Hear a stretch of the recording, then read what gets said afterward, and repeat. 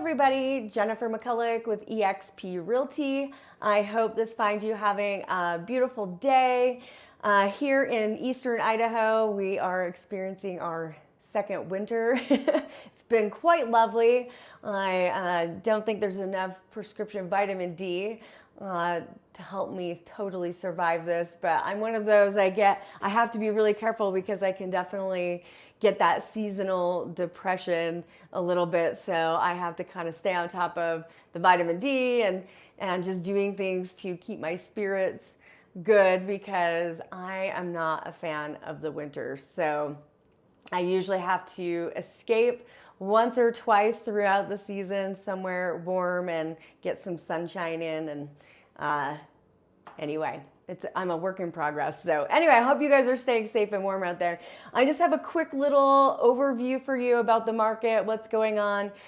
Interestingly, this is kind of a broad overview for Bonneville, Bingham, and Jefferson County.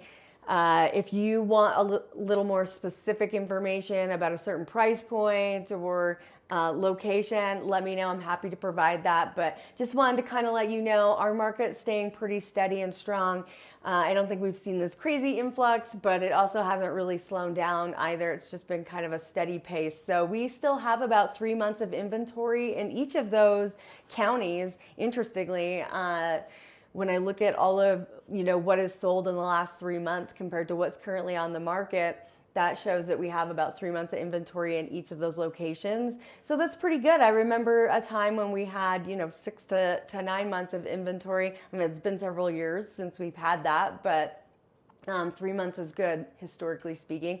The average time on the market in Bonneville County is about 56 days. So it's pretty good. Now, I will say, depending on the price point, if it's a home maybe over $600,000, we may see it sit on the market a little bit longer. Some of those are on maybe around 80 days. I also think part of that is just where have people started with their pricing and have they had to come down a little bit on their pricing. That can have an impact on that. I think homes that are priced, fairly competitive are still selling in a really short amount of time.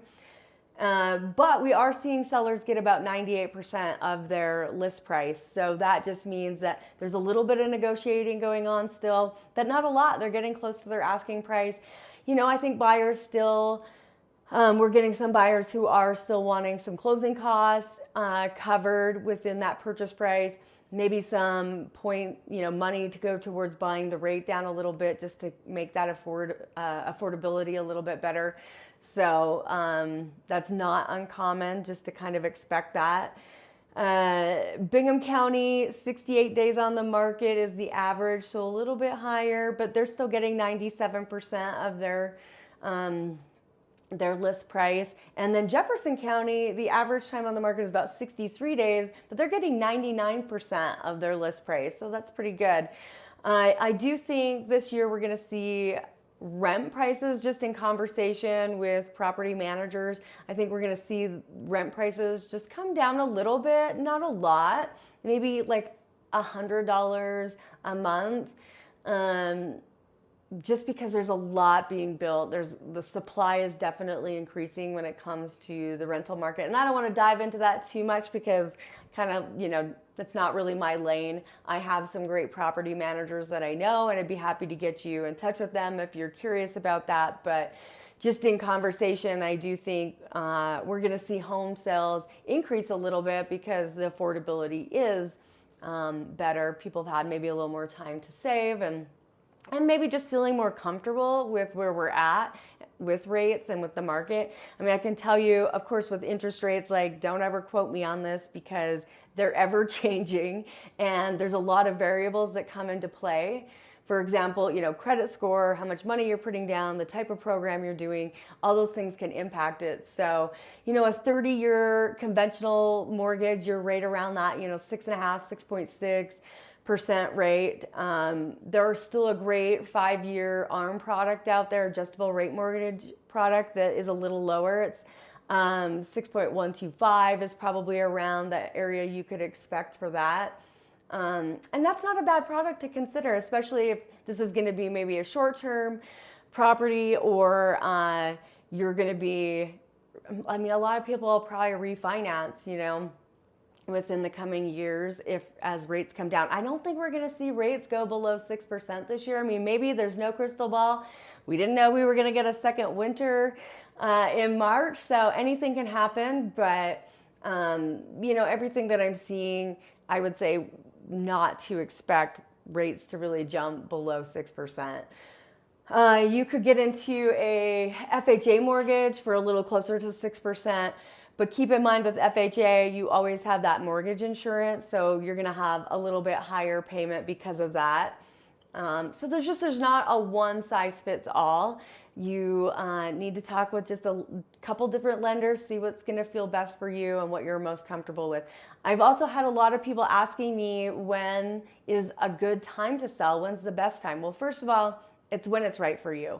Don't try to time the market and add extra stress to your life. I mean, if there is a goal you're trying to accomplish, or a job change, or a life change, let's focus things on what feels good for you. Timing the market can be a little bit challenging, and again, there's no crystal balls. So that being said, though, I do track sales year after year, and I would say the two time frames that I find are a little bit busier would be second quarter, so spring, March, April, May, kind of that time frame. Although this year, I think March is going to be a little slower because our weather is definitely going to have a bit of an impact on that. I know I've already had some sellers who've decided to kind of hold off and wait until the weather gets a little better. I think we're going to see it pick up in April, May is usually a good time. June, the beginning of June, sometimes I felt like is slow. I think just because you got people, graduations and holidays starting to happen. Mid-June, we'll see a little bit of a pickup into July. And then for me personally, then my two busiest quarters are the second quarter and the fourth quarter. So near the end of the year, which is kind of surprising because you think holidays and all of that. But usually like that October, November timeframe tends to be a little bit busy. But I would say if you're looking at making a move this year, I mean, April, May can be a good time, and mid-June can be a good time. But again, let's sit down, let's have a conversation and kind of figure out what works best for you. So anyway, I'm happy to always be a resource for you. Please reach out to me if there's any questions I can answer for you, anything that I can help you with. I've recently worked with a great new painter. They did a fabulous job. I would be happy to refer their services to you. And a new home cleaner. She kind of does more move out cleans, and new construction cleans is kind of more her forte, and she's been excellent. Happy to refer her if you're going to be moving and you just don't want that added stress on your plate. So anyway, thanks guys. Thanks for watching. If you have questions, let me know, and just stay safe and warm out there and have a beautiful day.